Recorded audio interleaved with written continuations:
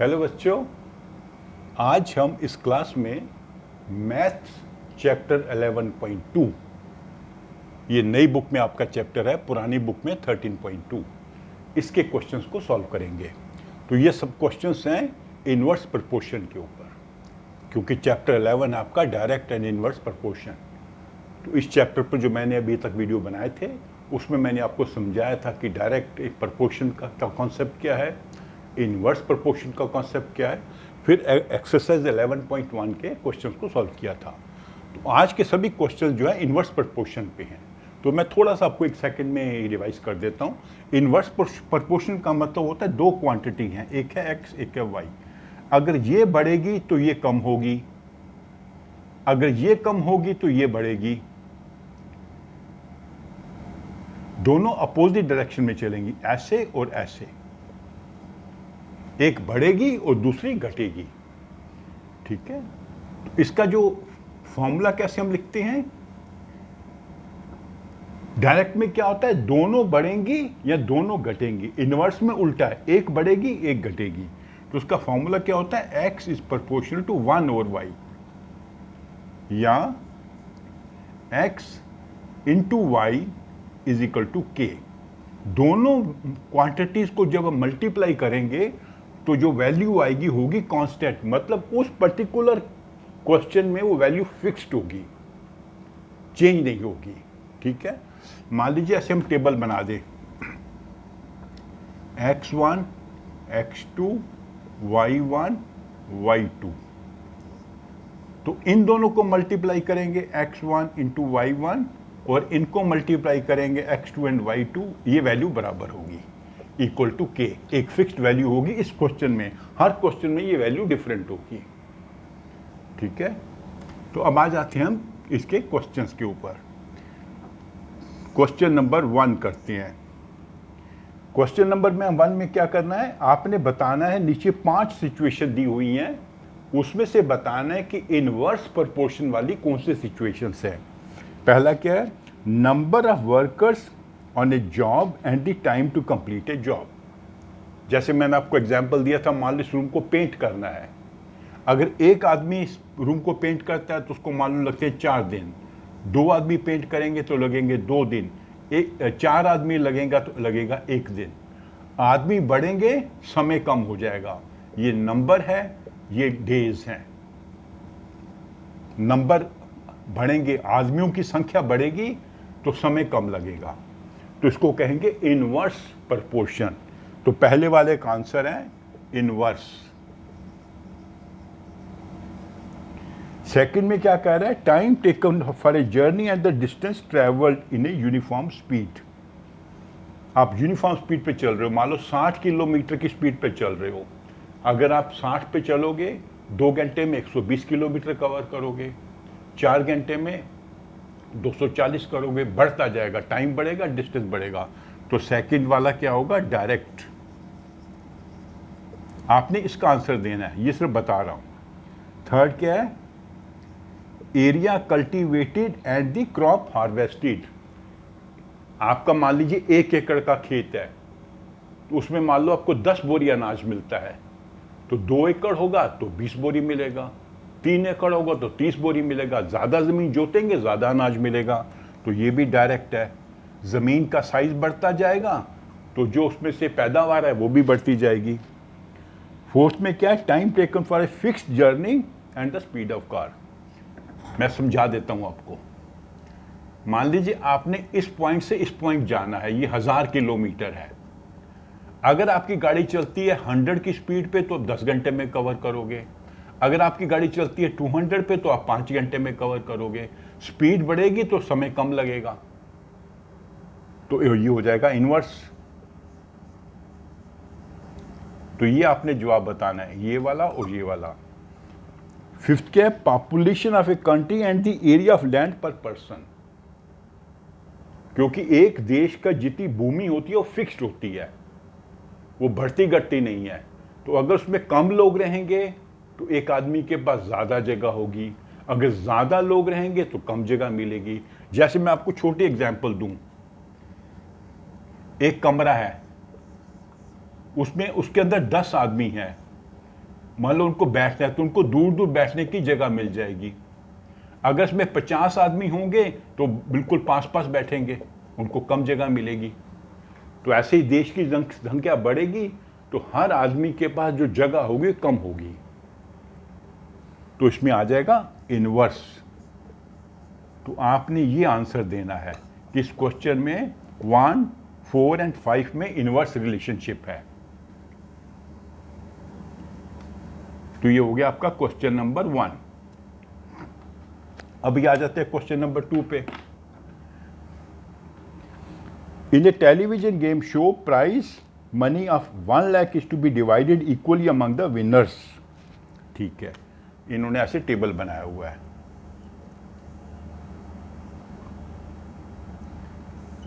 ये है number of winners, कितने लोग प्राइज जीत रहे हैं।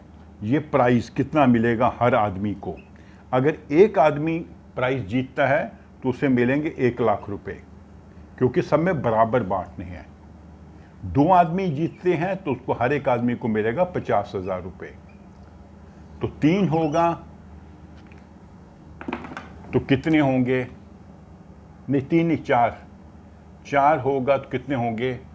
5 होगा तो कितने होंगे? उसके बाद 8, 10, 20। तो आपने बताना है कि अगर 4 विनर होंगे तो हर विनर को कितना प्राइज मिलेगा, 5 होंगे तो कितने मिलेगा, 8 होंगे तो कितना मिलेगा। तो इसमें वो सिंपल तरीका है। हमने क्या कहा था, ये मान लीजिए x है, ये y है, इन दोनों को मल्टीप्लाई करेंगे और इन दोनों को मल्टीप्लाई करेंगे। 1 × 1 lakh is equal to 4 × x। इसको मान लेते हैं y, y1। इन दोनों को मल्टीप्लाई किया, इन दोनों को मल्टीप्लाई किया, दोनों आंसर बराबर है। y1 क्या होगा? 1 लाख डिवाइडेड बाई 4 इज 25,000। तो इसकी यहां पे आंसर आएगा 25,000। अगर ये करते हैं, इसको मान लेते हैं y2, 5 × y2।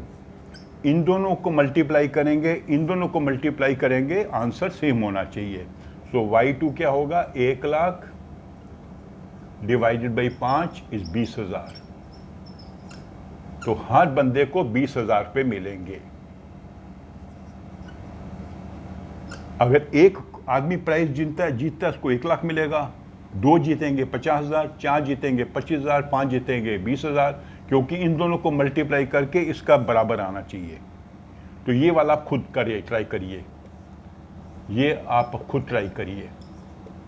ऐसे ही क्या करना है, इन दोनों को मल्टीप्लाई करके इसके बराबर करना है। इसका प्रोडक्ट है 1 लाख। तो ये हो गया आपका क्वेश्चन नंबर 2। ठीक है, फिर से आपको मैं बता देता हूं फॉर्मूला क्या होता है। कोई भी क्वेश्चन करना है फॉर्मूला वही लगेगा। x1 × y1 is equal to x2 × y2। Question number 3। Rahman is making a wheel using spoke. He wanted to fix equal spokes in each such a way that the angle between any two consecutive is equal. Help। हाँ, एक बंदा पहिया बना रहा है, तो उसने बीच में स्पोक्स लगाने हैं। ऐसे लगाने हैं कि बीच का उनका एंगल बराबर हो। मान लीजिए 3 स्पोक लगाएगा ऐसे, ये एंगल इसके बराबर होना चाहिए, ये इसके बराबर, तीनों एंगल बराबर होने चाहिए। तो वो उन्होंने टेबल बना रखा है। 4 अगर स्पोक्स लगाता है तो हर एक स्पोक के बीच में एंगल बनता है 90 डिग्री। 6 लगाता है तो एंगल बनता है 60 डिग्री। तो अगर वो 8 लगाएगा या 10 लगाएगा या 12 लगाएगा तो क्या एंगल होगा उनके बीच में। इसको कर देते हैं x, इसको कर देते हैं y। इन दोनों को मल्टीप्लाई करेंगे और इसको मल्टीप्लाई करेंगे, इसको करते हैं y1। 4 × 90 is equal to 8 × y1।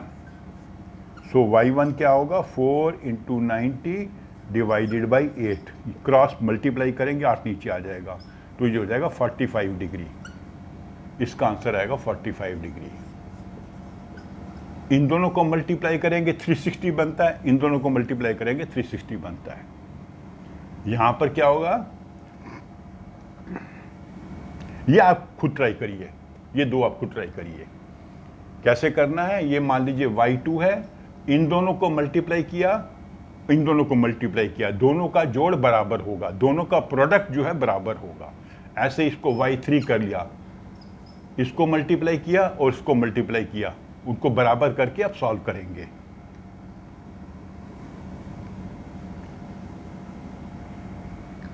ठीक है। अच्छा, इसके तीन पार्ट और भी है।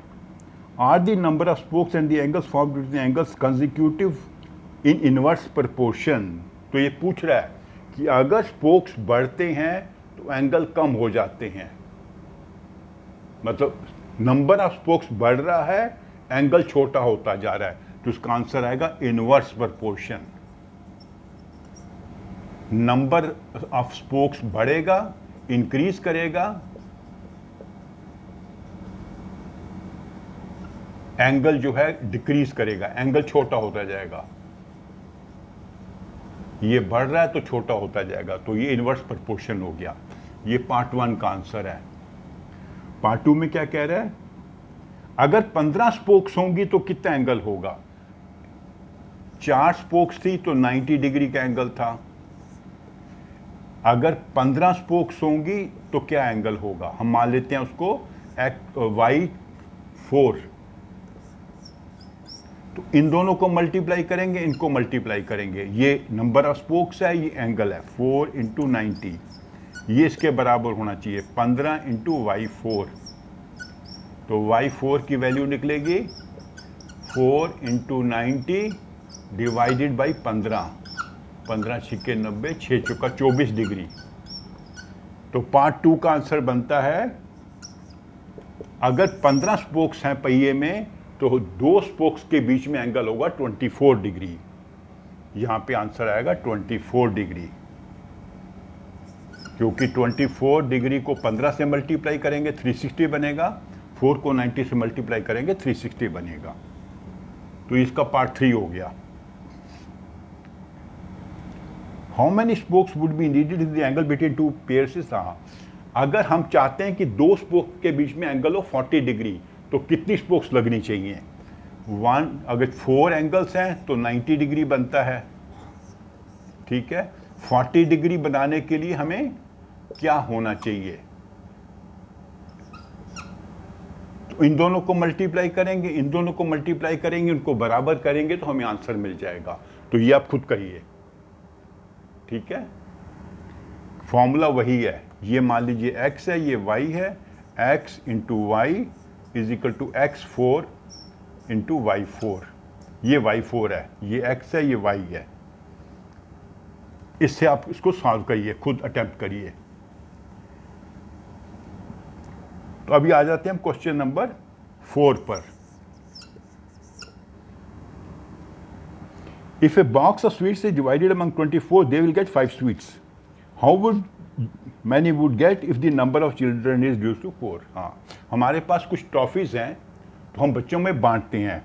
5 बच्चों को बांटते हैं, नहीं, जब 24 बच्चों में बांटते हैं तो हर बच्चे को 5 टॉफियां मिलती हैं। ये नंबर ऑफ टॉफीज है, ये नंबर ऑफ स्टूडेंट है। ठीक है, लेकिन अगर हम 4 टॉफी बांटते हैं तो कितने स्टूडेंट्स को मिलेगी। तो ये नंबर ऑफ स्टूडेंट्स आपने ढूंढना है।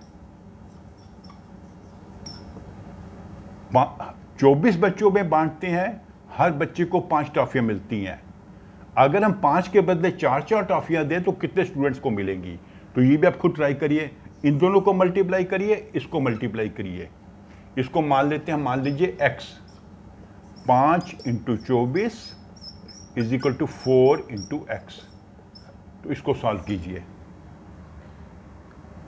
हर क्वेश्चन में मेथड वही है, इन दोनों को मल्टीप्लाई करना है और इन दोनों को मल्टीप्लाई करना है। वहां से हमने इक्वेशन बनेगी, उसको सॉल्व कर लेंगे, हमें पता लग जाएगा कितने बच्चे को 4 टॉफियां मिल सकती हैं।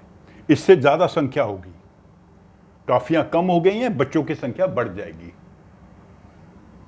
ठीक है, तो ऐसा करते हैं, इस एक्सरसाइज को हम यहीं कंप्लीट करते हैं।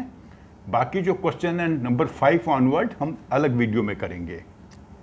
ठीक है, क्वेश्चंस बहुत सिंपल है, आप प्रैक्टिस कीजिए। अगर आपने मेथड सीख लिया, कोई भी दिक्कत नहीं आएगी आपको।